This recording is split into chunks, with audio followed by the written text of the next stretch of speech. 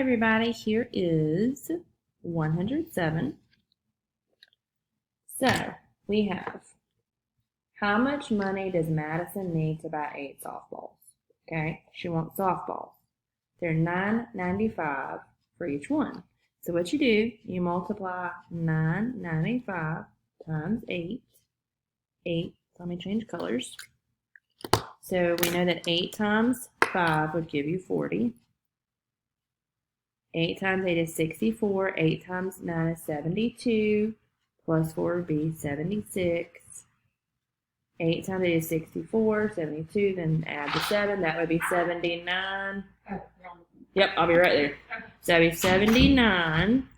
Move your decimals. That would be $79.60.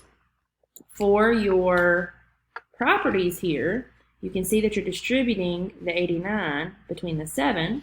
So that would be distributive.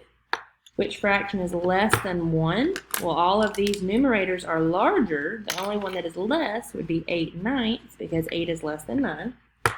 For the clock, you have what time would be 2 hours and 30 minutes later than the time. So this is 2:15. So 2 hours later would be 4:15. Add 30 minutes, that would give you 4:45 p.m.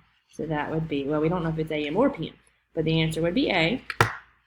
And then for the last one, Caden painted a shape that had 5 corners.